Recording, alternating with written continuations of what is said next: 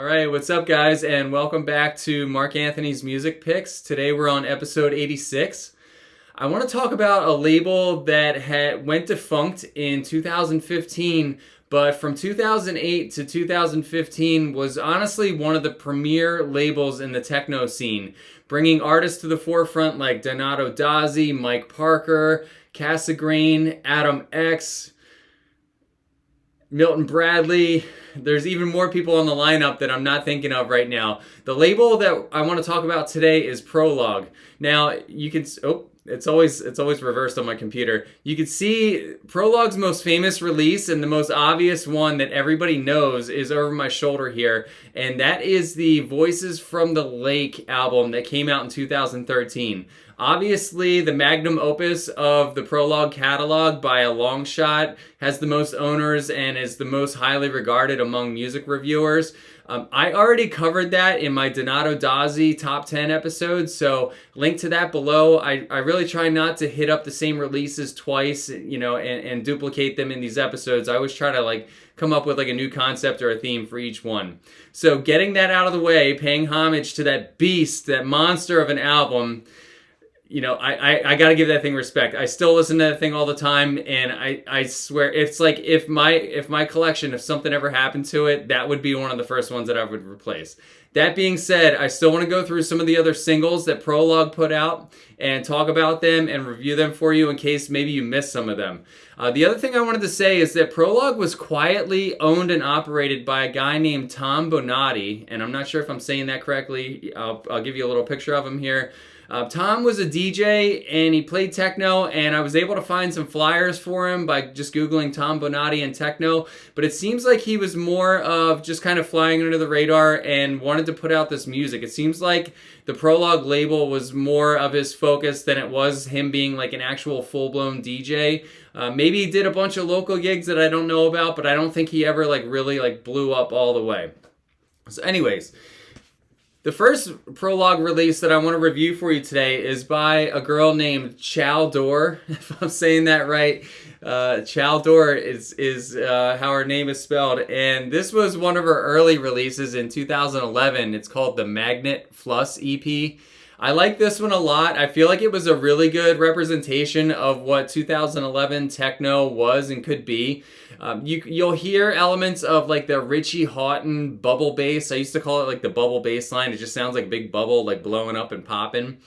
And it also has a very nice dark kind of tony, soothy, riding atmosphere. And I think it came together well.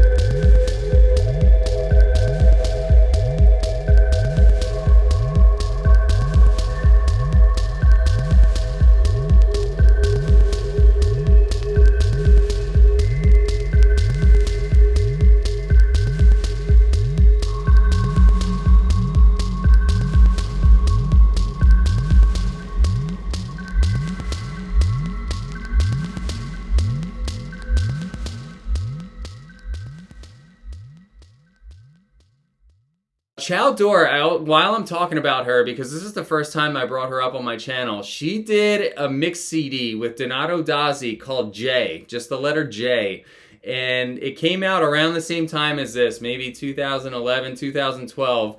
There's a CD version of it that's really hard to get, so don't worry about that, but you can go and just look on SoundCloud and just download it, rip it, stream it, whatever you want to do.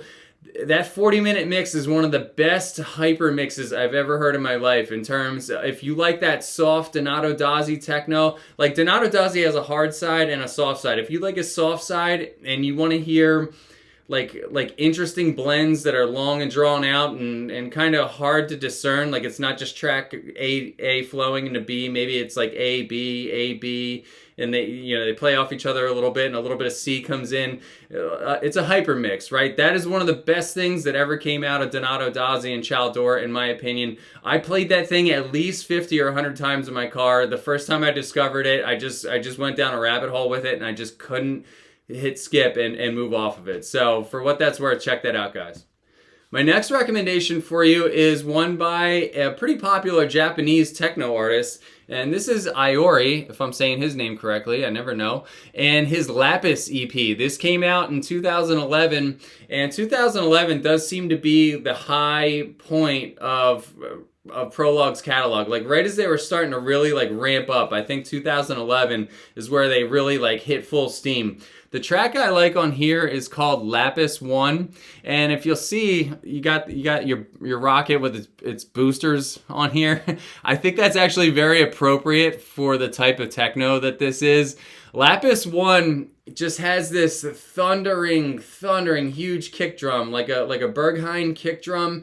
And it has a drop that I just love. I just adore the drop in this, and I included the drop in the sample. It's one of those ones where it's almost like a half drop. Like it comes in hard, but it's not like with drum rolls or snares. It's just like, here's the kick, take that. How do you like that? You know what I mean? It's just so matter of fact.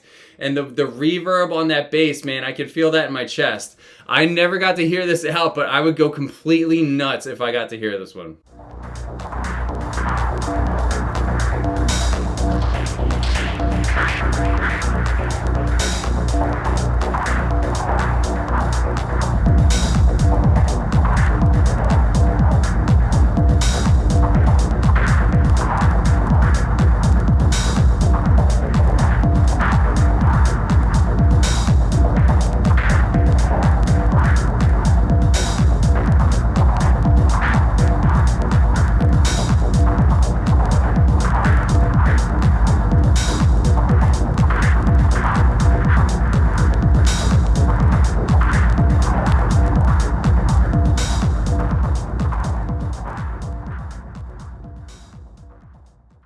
My next pick for you, another 2011, and this is by Mike Parker.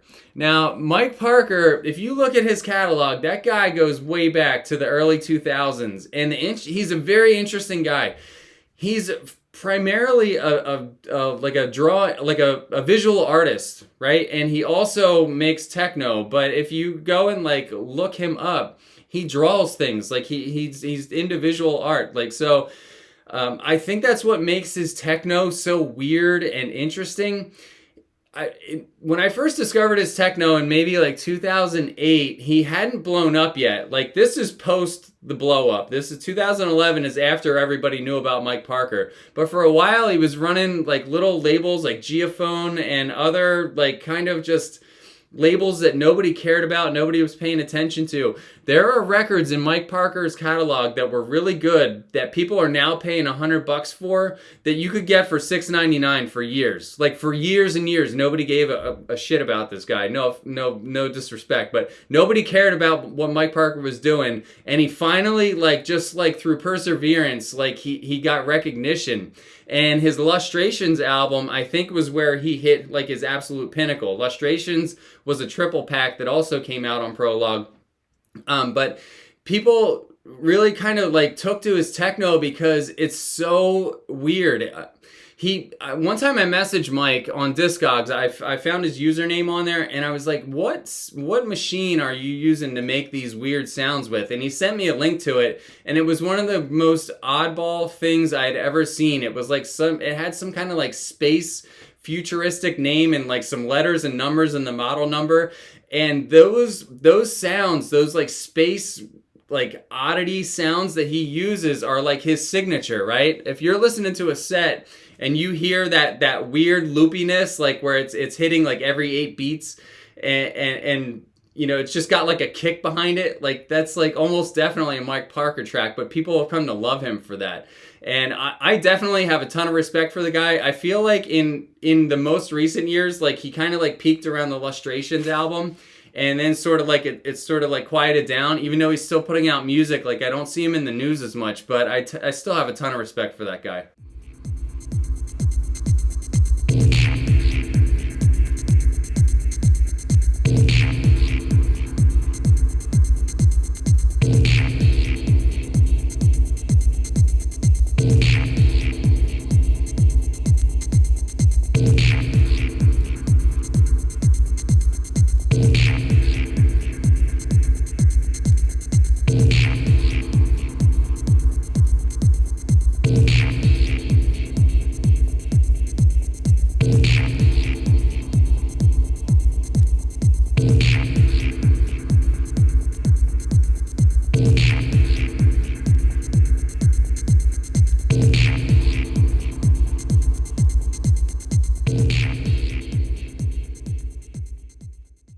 My next pick for you is the artist that I already talked about previously, the Voices from the Lake. This is actually the Voices from the Lake's first single. And Voices from the Lake, if you don't know, is Donato Dozzy and Neil, which is a brutal combination of two talented producers. And Voices from the Lake generally goes softer. They have a couple of harder tracks on like Bunker, New York, but I like them for their soft side. And this was them showing off their soft side for the first time. I also want to comment that this cover art really does it for me. You know, it's called Voices from the Lake, and you can see got like a little lake and some moonlight on it here. I mean, this is the Silent Drop EP. I like Drop 2 on here. The Drop 2 track is led by kind of that wooden talkie sound. I forget. It's one of like the standard drum sounds on like one of the kits, like the 808 kit or the 909 kit. It's in one of those two. And normally I would object to that sound. I normally think that sound is just kind of whack, but like they actually like manipulated that sound or like made it rhythmic to fit in this track in a way that I would actually want to dance to it. And like the Chal track that I mentioned earlier, it's kind of got the bubble bass and just like a nice haunted undertone swirling around under it. And I think that this was actually a very good preview of what Voices from the Lake was ready to drop on everybody a year later in 2013.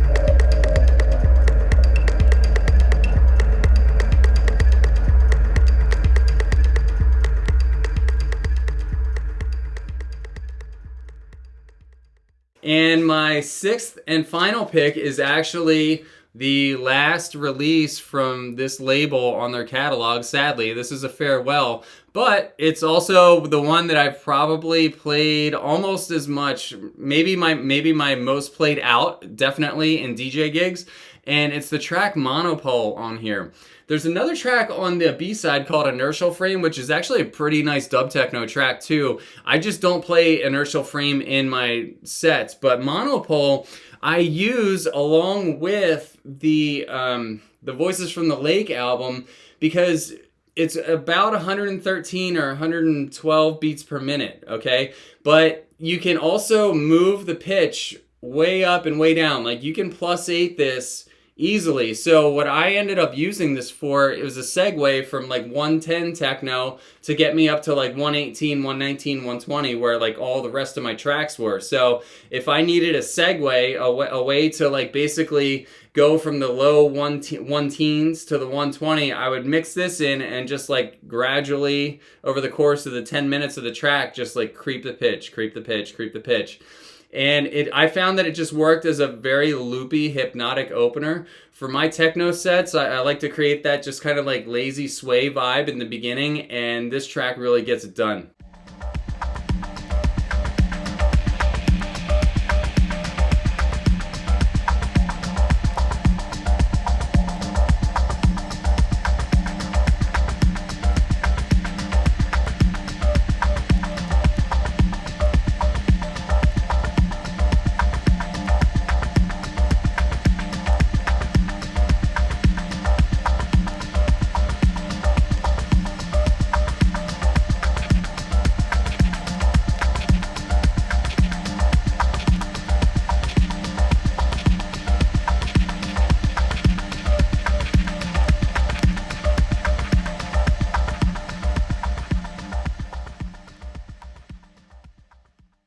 Those are my Prologue picks. I hope you guys enjoyed these. Obviously, feel free to comment down below and let me know what your favorite Prologue tracks are. I'm always down for recommendations, and when you guys post them, believe it or not, I go and take the time later on that night to go and listen to everything that you guys tell me to check out. So I really appreciate it. And to Tom Bonatti, if you ever see this, thank you so much for all the music, man. We love you. Take care. Peace.